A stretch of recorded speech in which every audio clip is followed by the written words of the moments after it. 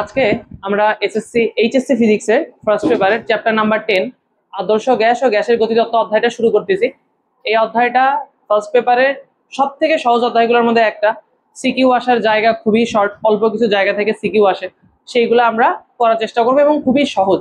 তো তোমার অধ্যায়টা শেষ করার পরে যদি কোশ্চেন কিছু সলভ করাই দিই, তোমাদেরকে বোর্ড কোশ্চেন বলো বা কিছু কোশ্চেন যদি সলভ করাই দিই, তখন মনে হবে যে পরীক্ষায় কোশ্চেন আসলে এই অধ্যায় থেকে কোশ্চেন যেন প্রত্যেকবারই আসে এবং সেখান থেকে আশা করা যায় তুমি অ্যান্সার করতে পারো। খুবই সহজ একটা অধ্যায় এবং খুবই ছোট, আমরা তাড়াতাড়ি এটাকে সলভ করে নিতে পারবো আশা করি। তো চলো আমরা ক্লাসটা শুরু করি। আমাদের আজকের ফিজিক্স, এটা হচ্ছে ফার্স্ট পেপারের class, physics part 1 chapter number 10। অধ্যায়ের নাম হচ্ছে আদর্শ গ্যাস ও গ্যাসের গতিতত্ত্ব।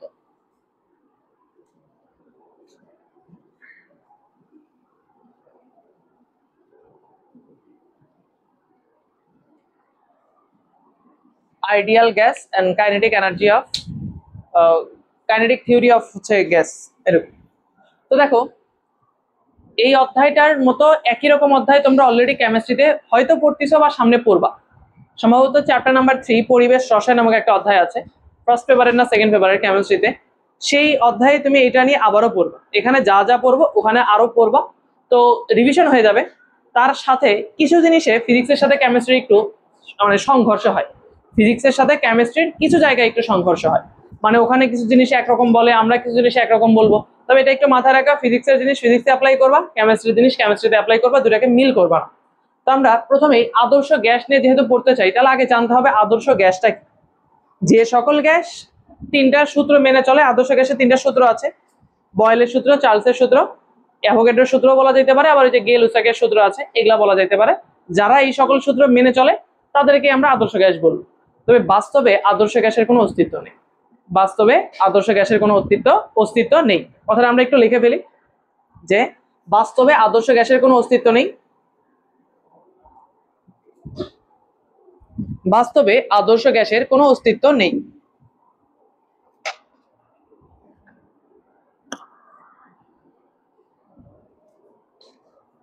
তোমাদের সাথে সাথে আমিও লিখি।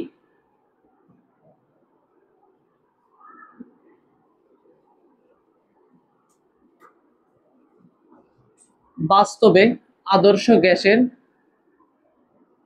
কোনো অস্তিত্ব নেই। আমরা দৈনন্দিন জীবনে যে গ্যাসগুলো দেখি, এগুলো সবই হচ্ছে রিয়েল ওয়ার্ল্ডের গ্যাস, বাস্তব gas. Hydrogen, oxygen, nitrogen, chlorine, bromine, যা যা দেখি আমরা সব গ্যাসই হচ্ছে বাস্তব গ্যাস। তো এই বাস্তব গ্যাস কিছু শর্ত মেনে চললে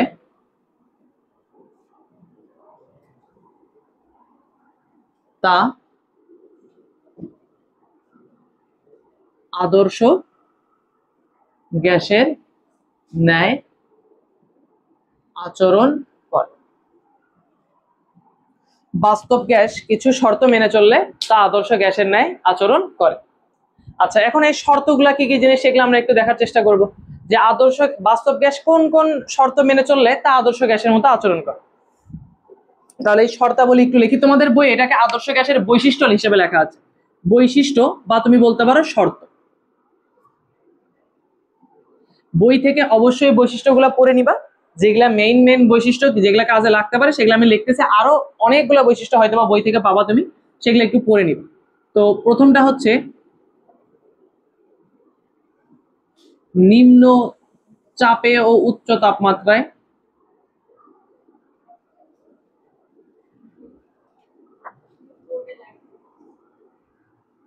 বাস্তব গ্যাস হলো আদর্শ গ্যাস।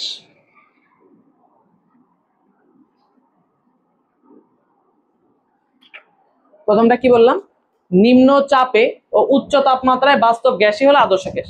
বাস্তব গ্যাসগুলোর যদি চাপ অনেক কম থাকে এবং টেম্পারেচার যদি অনেক বেশি থাকে, তখন সেটাকে আমরা বলতে পারবো হচ্ছে আদর্শ গ্যাস।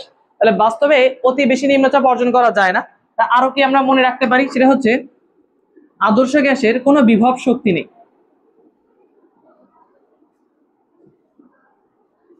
কোনো বিভব শক্তি নেই, শুধুমাত্র গতি শক্তি আছে।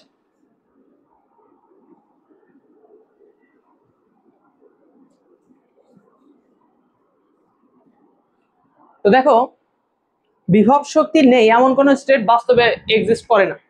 সামান্য পরিমাণ হলেও বিভব শক্তি থাকে। বিভব শক্তি একবারে জিরো এরকম কোনো স্টেট বাস্তবে এক্সিস্ট করে না। খুবই সামান্য পরিমাণ হলেও সেখানে বিভব শক্তি থাকবে, তাছাড়া সেটা বাস্তব গ্যাস হবে না। তবে আমরা শর্ত আরোপ করতেছি যে যদি আমরা আদর্শ গ্যাস হিসেবে কনসিডার করি, তাহলে কনসিডার করতে হবে তার কোনো বিভব শক্তি নেই, শুধুমাত্র কোন শক্তি আছে? গতিশক্তি আছে। আরো কি মনে রাখতে পারি? গ্যাসের কণাগুলোর মানে আদর্শ গ্যাসের কণাগুলোর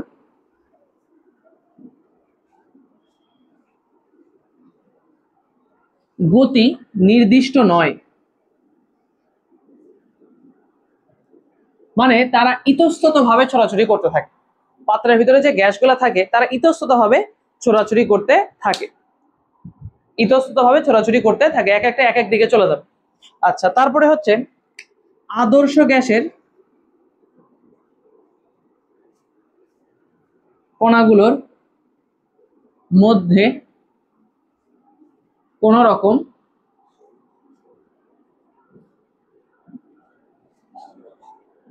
আকর্ষণ বা বিকর্ষণ বল নেই। যদিও এরকম অবস্থা থাকে না, গ্যাসীয় স্টেটে চলে গেলে আকর্ষণ বা বিকর্ষণ বল কমে যাবে, আন্তঃআণবিক শক্তি আন্তঃআণবিক বল অনেক কমে যাবে, কিন্তু থাকবে, খুবই সামান্য হলেও থাকবে। তা আদর্শ গ্যাস হতে গেলে ধরে নিতে হবে এদের মধ্যে কোনো রকম কি থাকে না, আন্তঃআণবিক আকর্ষণ বা বিকর্ষণ কোনো রকম বলই কিন্তু থাকে না বলে ধরে নিতে হবে। তারপরে হচ্ছে হিসাবের সুবিধার জন্য আদর্শ গ্যাসের কণাগুলোর ভর শূন্য ধরে নেওয়া হয়, প্রায় শূন্য ধরা হয়। তার আগে আর একটা জিনিস লিখি, আদর্শ গ্যাসের কণাগুলোর গড় বেগকে শূন্য ধরা হয়।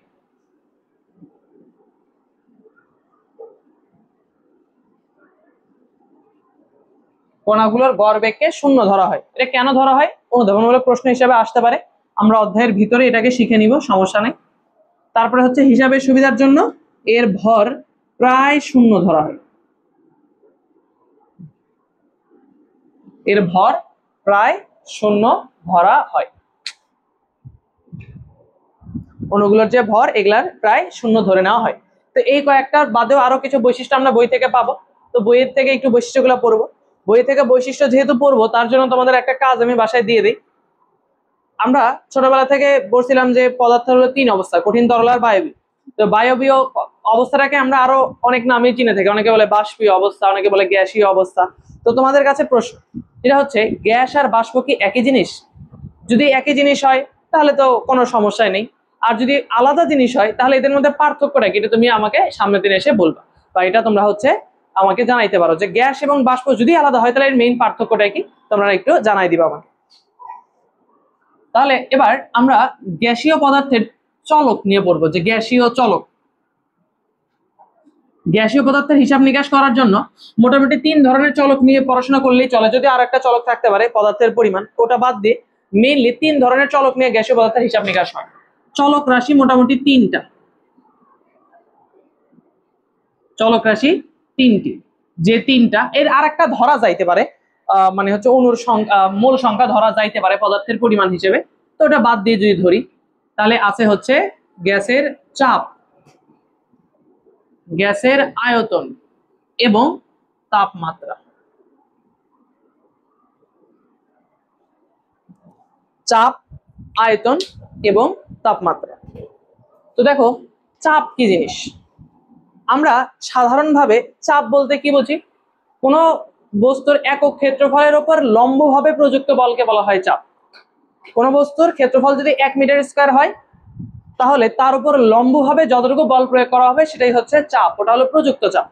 তো গ্যাসের বেলায় চাপটা কি, গ্যাসকে কোনো একটা পাত্রে অবশ্যই রাখতে হবে, গ্যাসকে রাখতে হবে কোনো একটা পাত্রের মধ্যে। তাহলে গ্যাসের ভিতরে যে অণু পরমাণুগুলো আছে বা কণাগুলো আছে এরা তো ইতস্তত ভাবে ছোড়াছুড়ি করতে থাকে। তো ইতস্তত ভাবে ছোড়াছুড়ি করতে করতে এরা পাত্রের দেয়ালের গায়ে যায় ধাক্কা দেয়, নির্দিষ্ট একটা গতি শক্তি নিয়ে ধাক্কা দেয়, অর্থাৎ এখানে একটা বল প্রয়োগ করে। তাহলে গ্যাসের এই কণাগুলো পাত্রের দেয়ালের গায়ে লম্বভাবে যে বলটা প্রয়োগ করে সেটাই হচ্ছে গ্যাসের ক্ষেত্রে চাপ।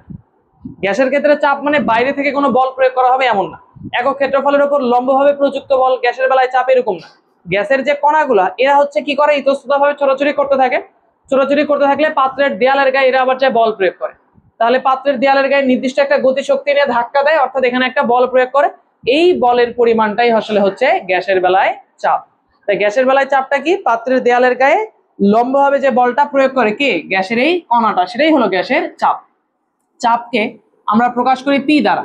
এর এসআই পদ্ধতিতে ইউনিট হলো, এসআই পদ্ধতিতে চাপের ইউনিট হচ্ছে প্যাসকেল, বা এটা আমরা বলতে পারি নিউটন পার মিটার স্কোয়ার, এটা বলতে পারি নিউটন পার মিটার স্কোয়ার।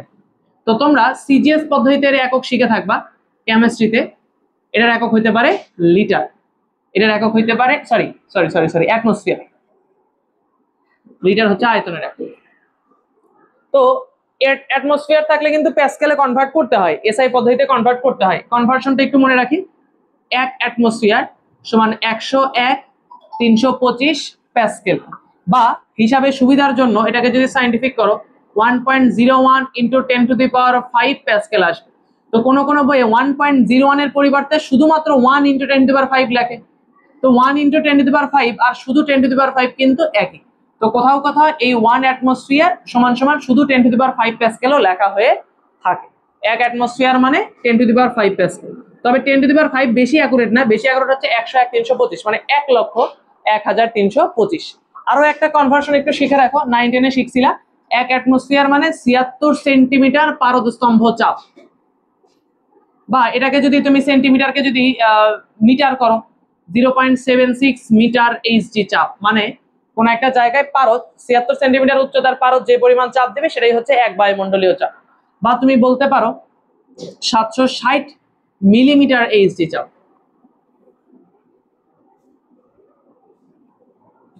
তাহলে এই কনভার্সন গুলো একটু জেনে রাখবে। সব থেকে বেশি লাগবে যে এটা 101/325, তবে শুধু 10⁵ দিলেও ভুল হয় না, বেশি অ্যাকুরেট হচ্ছে 101/325। তাহলে এবার গ্যাসের বেলায় আয়তনটা কি? তো গ্যাসের বেলায় আয়তন নিয়ে আমাদের পড়তে হলে মনে রাখবা যে গ্যাসের তো নির্দিষ্ট কোনো আকার নাই, নির্দিষ্ট কোনো আকৃতিতে নাই। তাহলে গ্যাস কি করে, যে পাত্রে রাখা হবে সেই পাত্রের সম্পূর্ণ জায়গা দখল করে ফেলে। তো ধরো যে 1 মোল অক্সিজেন গ্যাস একটা বোতলের মধ্যে রাখা হইলো, ধরো এরকম একটা বোতলের মধ্যে 1 মোল অক্সিজেন গ্যাস রাখা হইলো, তো ওই অক্সিজেন গ্যাস এই বোতলের সম্পূর্ণ জায়গায় দখল করে ফেলবে। এখন 1 মোল অক্সিজেন গ্যাস যদি এই রুমের মধ্যে ছেড়ে দেওয়া হয়, তাহলে সে কি করবে, এই রুমের সম্পূর্ণ জায়গা সে দখল করে নিবে। তাহলে গ্যাসের বেলায় আয়তন কোনটা, গ্যাসের বেলায় আয়তন হচ্ছে ওই গ্যাসটাকে যে পাত্রে রাখা হবে সেই পাত্রে আয়তন। তাহলে গ্যাসের বেলায় আয়তনটা কি, পাত্রের আয়তনটাই হচ্ছে গ্যাসের আয়তন, পাত্রের আয়তনটাই হচ্ছে গ্যাসের আয়তন।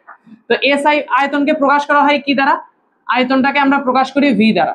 এসআই পদ্ধতিতে এর একক মিটার কিউব, কিন্তু সিজিএস পদ্ধতিতে এর এককটা কি, সিজিএস পদ্ধতিতে এর একক হচ্ছে লিটার। তো লিটার থাকলে তো মিটার কিউব করা লাগবে, লিটার থাকলে মিটার কিউব করতে হবে। কিভাবে করবা, লিটার থাকলে মনে রাখবা 1 লিটার সমান 10⁻³ মিটার কিউব, এই কনভার্সনটা মনে রাখবে। 1 লিটার মানে 10⁻³ মিটার কিউব।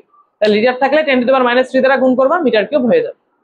এবার হচ্ছে টেম্পারেচার বা তাপমাত্রা। তো তাপমাত্রাটা কি, পাত্রের তাপমাত্রাই হচ্ছে গ্যাসের তাপমাত্রা। গ্যাসকে যে পাত্রে রাখা হয় সেই পাত্রের তাপমাত্রাই হচ্ছে গ্যাসের তাপমাত্রা। গ্যাসকে যে পাত্রে রাখা হয় সেই পাত্রের তাপমাত্রাই হলো গ্যাসের টেম্পারেচার।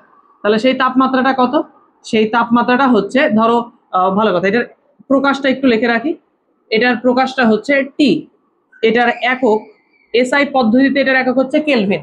যদি ডিগ্রি সেলসিয়াস থাকে অবশ্যই কেলভিন করে নিতে হবে। আমরা কিন্তু জানি যে সেলসিয়াস থেকে কেলভিন করার সহজ পদ্ধতি হচ্ছে 273 যোগ করে ফেলা, ডিগ্রি সেলসিয়াসের সাথে 273 যোগ করলে সেটা কেলভিনে কনভার্ট হয়ে যাবে। তাহলে এই 3টা চলক নিয়ে আমাদের পড়াশোনা। মোটামুটি 3টা সূত্র আছে এই অধ্যায়ে আমাদের, একটা হচ্ছে বয়েলের সূত্র, একটা হচ্ছে চার্লসের সূত্র, আর একটা হচ্ছে গেলোসেকের সূত্র। তোমরা রাখবে এই 3টা সূত্রের প্রত্যেকটা সূত্রেই এই 3টা রাশির ভিতরে যে কোনো একটা রাশি হচ্ছে কনস্ট্যান্ট থাকে, থেকে বাকি 2টা রাশির মধ্যে সম্পর্ক দেখায়। প্রতিটা সূত্রেই বিজ্ঞানীরা কি করছেন, এই 3টা চলকের ভিতরে যে কোনো একটা চলকে কনস্ট্যান্ট বা ধ্রুবক ধরে নেয়, ধরে নিয়ে বাকি অন্য যে কোনো একটা চলকের সাথে তার সম্পর্ক দেখায় ফেলে। যে কোনো একটা চলককে কনস্ট্যান্ট ধরে বাকি 2টার মধ্যে সম্পর্ক দেখাই হচ্ছে এই 3টা সূত্র। তো আমরা দেরি না করে আজকে প্রথম সূত্রটা একটু দেখি, যেটাকে আমরা বলতেছি বয়েলের সূত্র।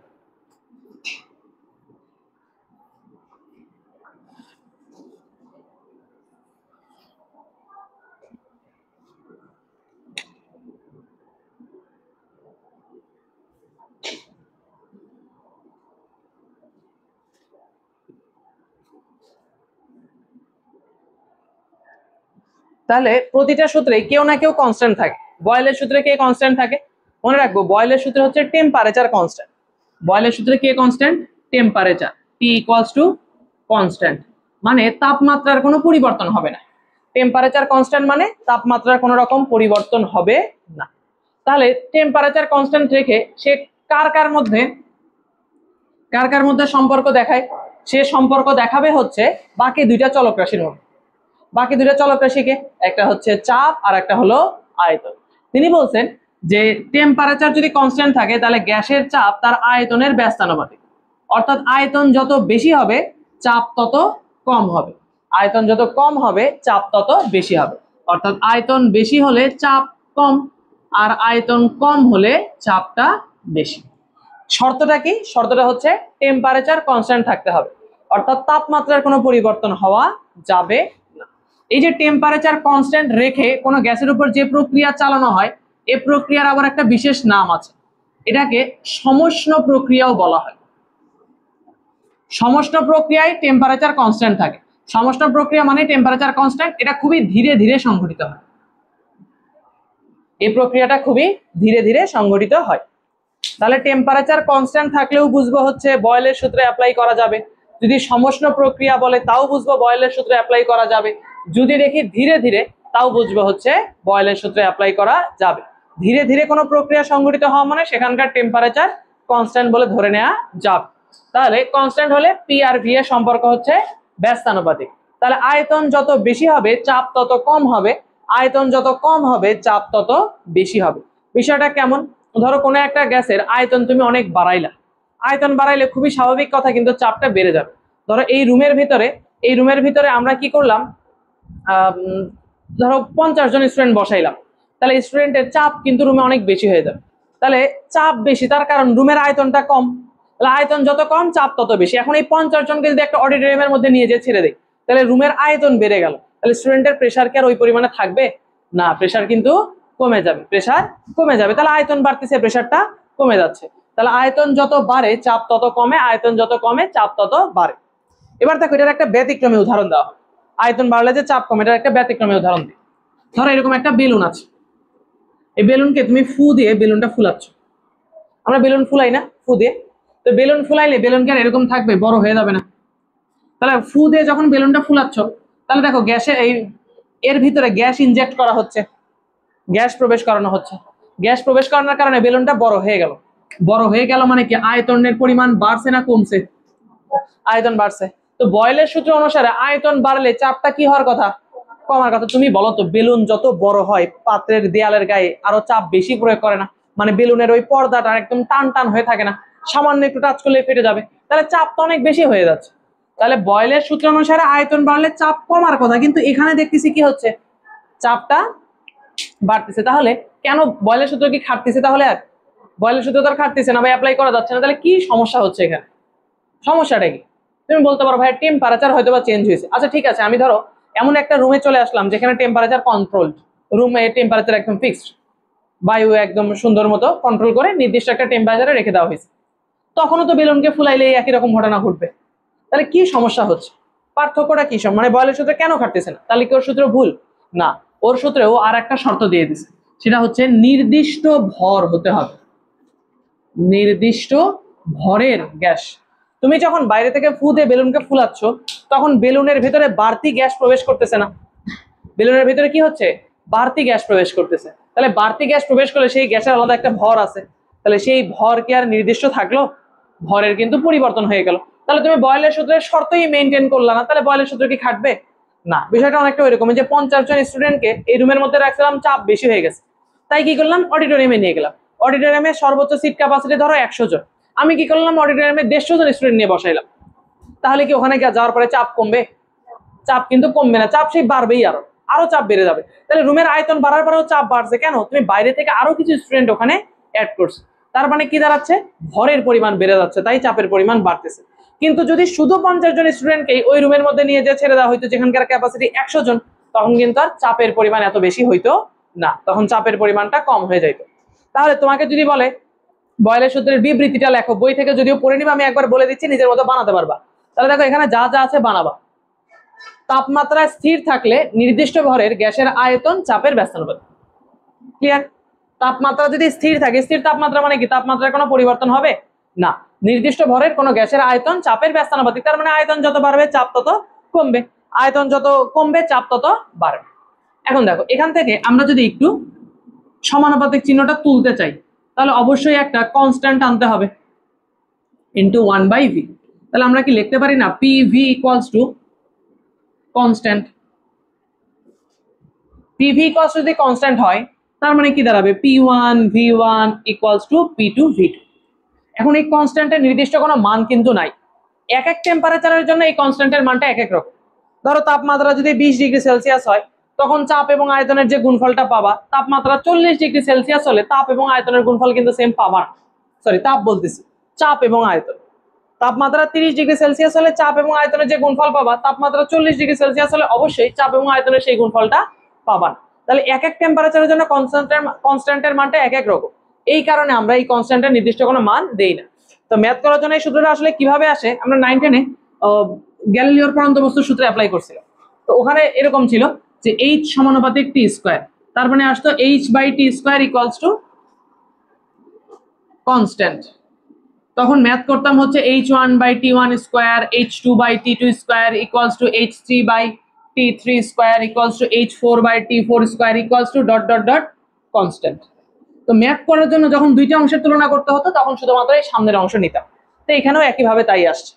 একইভাবে তাই যদি আসে, তাহলে কেমন হবে আসলে কথাটা হবে এরকম, P1 V1 equals to P2 V2 equals to P3 V3 equals to P4 V4 equals to dot dot dot constant.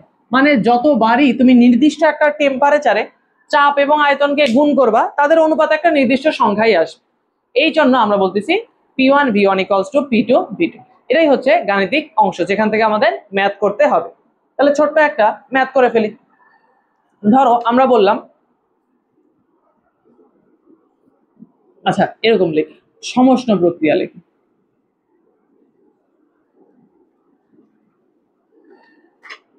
সমষ্ণ প্রক্রিয়ায় কোন গ্যাসের চাপ 3 গুণ, আচ্ছা চাপ না, আয়তন লিখি, 3 গুণ বৃদ্ধি করা হলে চাপ এর কত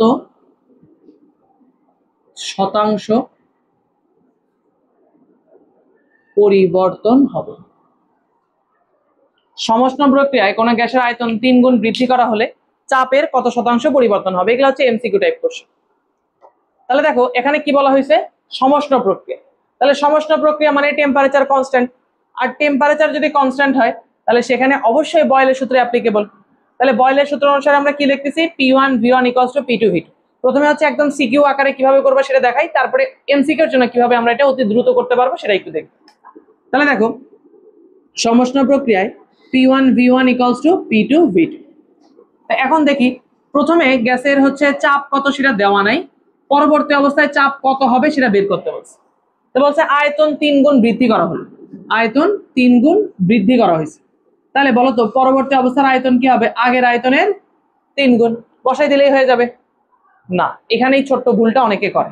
দেখো 3 গুণ বৃদ্ধি বলছে, 3 গুণ বৃদ্ধি, বৃদ্ধি মানে কি, আগের থেকে বাড়ছে না কমছে, বাড়ছে। আগের থেকে যদি বাড়ে তাহলে কি যোগ হবে না, তাহলে আগের অংশের সাথে এটা আবার কি হয়ে যাবে, যোগ হবে, 3V1। বুঝতে পারছি, বৃদ্ধি হলে কি হবে, আগের অংশের সাথে যোগ হবে। এটার আরেকটা কমন উদাহরণ আমরা একটু বলি। টাকার হিসাব আসলে আমরা সবাই কম বেশি বুঝে থাকি, অঙ্ক না বুঝলে টাকার হিসাব বুঝি। অনেকটা কিরকম, ধরো তোমার কাছে 30 টাকা আছে, কল্পনা করো তোমার কাছে 30 টাকা আছে। এখন 30 টাকা এর 3 ভাগের 1 ভাগ টাকা বেড়ে গেছে। তোমার কাছে ছিল 30 টাকা, তার 3 ভাগের 1 ভাগ বেড়ে গেছে। বলো তো এখন কয় টাকা আছে, 40 টাকা আছে। তাহলে এই 40 টাকা তুমি কিভাবে বের করলা, আগে 30 এর 3 ভাগের 1 ভাগ করছো, সেটা হলো 10, তারপরে 30 এর সাথে সেটা আবার যোগ করছো, তাহলে ওখানে যেহেতু বেড়ে গেছে আর এখানে বৃদ্ধি পাওয়া, বেড়ে যাওয়ার বৃদ্ধি পাওয়া তো একই, তাহলে এখানেও কি করতে হবে, যোগ করতে হবে। দেখো টাকার হিসাব আমরা অতি সহজে বুঝে ফেললাম। তাহলে এখান থেকে দেখো 3 গুণ বৃদ্ধি পাওয়া মানে আসলে কয় গুণ হওয়া, 4 গুণ হওয়া। 3 গুণ বৃদ্ধি পাওয়া মানে আসলে কয় গুণ হয়ে যাওয়া, 4 গুণ হয়ে যাওয়া। তাহলে এখান থেকে আমরা দেখো কি করতে পারি, P2 ইকুয়ালস টু কি লেখা যায়, P1 V1 divided by 4V1, V2 এর জায়গায় আমরা এটা বসাইলাম, তাহলে এইটা আর এটা কাটাকাটি, তাহলে কি দাঁড়াচ্ছে, P2 equals to P1 divided by 4 বা 1/4 P1। তাহলে চাপ কি হবে, 4 ভাগের 1 ভাগ হবে। আয়তন 3 গুণ বৃদ্ধি করা হলে চাপ কত শতাংশ পরিবর্তন হবে, আমরা বের করলাম আয়তন 3 গুণ বৃদ্ধি করা হলে চাপ 4 ভাগের 1 ভাগ হয়ে যাবে। তাহলে আয়তন 3 গুণ বৃদ্ধি করা মানে 4 গুণ হয়ে যাওয়া, 4 গুণ হওয়া মানে আয়তন 4 গুণ বেড়ে গেছে, আয়তন 4 গুণ বেড়ে গেলে খুবই স্বাভাবিকভাবে চাপ 4 গুণ কমে যাবে, 4 গুণ কমে যাওয়া মানে 1/4 হয়, যে সম্পর্ক ব্যস্তানুপাতিক সেই জন্য। এবার দেখো বলছে কত শতাংশ পরিবর্তন হবে। তো দেখো শতাংশে পরিবর্তনের একটা জেনারেল ফর্মুলা একটু মনে রাখো, অন্য যে কোনো জায়গায় এটা খাটবে। শতাংশে পরিবর্তন ইকুয়ালস টু উপরে বসবে পরিবর্তন, নিচে বসবে আদি অবস্থা, গুণন বসবে 100%। তাহলে তুমি পরিবর্তন কিভাবে বের করবা, পরিবর্তন হচ্ছে পরের অবস্থা মাইনাস আগের অবস্থা, P2 মাইনাস P1, আদি অবস্থা হচ্ছে P1, যেহেতু চাপের শতাংশে পরিবর্তন বের করতে যাচ্ছি বা শতকরায় পরিবর্তন বের করতে যাচ্ছি, গুণন 100%। তাহলে দেখো P2 এর মানটা কত, 1/4 P1, 1/4 P1 minus P1 divided by P1 into 100%। দেখো এটা হিসাব করলে আসবে -3/4, এই পাশে লিখ, minus 3/4 P1 divided by P1, P1 কাটা ইন্টু 100%, তাহলে মাইনাস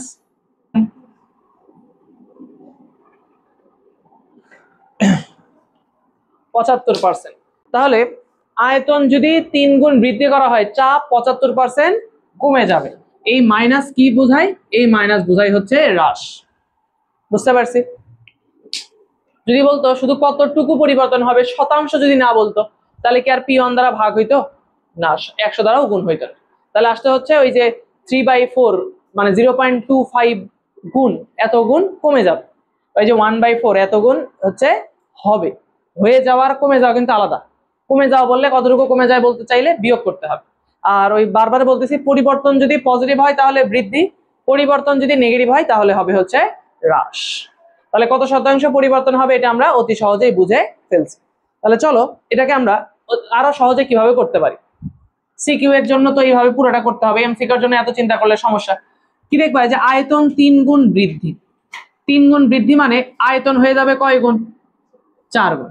এবার মূল সূত্রে আসবা, P ইকুয়ালস টু 1/V, এটা লিখবা, P ইকুয়ালস টু 1/V, সমানুপাতিক চিহ্ন তুলে দিয়ে যে কনস্ট্যান্ট আসবে সেই কনস্ট্যান্টকে আমি ধরলাম না ধরে হিসাব করতেছি। তাহলে এবার আয়তনের জায়গায় 4 বসাও, তাহলে চাপ কয় গুণ হবে, 1/4 গুণ হবে। চাপ কয় গুণ হবে, 1/4 গুণ হবে।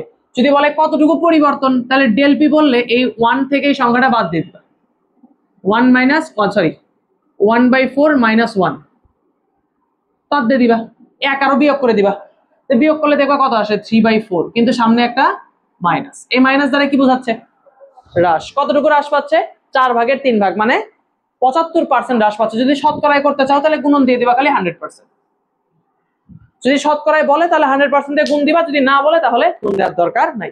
এমসিকিউ আসলে আমরা এত তাড়াতাড়ি এইভাবে করব, এত বিচার করার দরকার নাই, এমসিকিউতে আসলে এইভাবে করব। তাহলে এটা বুঝতে পারছি। আজকের পড়াটা আমরা এই পর্যন্তই রাখবো। সামনের দিন এই বয়েলের সূত্র দিয়ে খুবই ইম্পর্টেন্ট একটা টপিক, হ্রদের গভীরতা নির্ণয়, এটা শিখবো আমরা ইনশাআল্লাহ সামনের ক্লাসে। ওটা শিখলে এটার থেকে সিকিউটা অনেক বেশি আসে, মানে হ্রদের গভীরতা নির্ণয় এই পার্টটা থেকে সিকিউ আসবে। আশা করি সামনের ক্লাস দেখলে এটা আর কোনো প্রবলেম থাকবে না। ধন্যবাদ।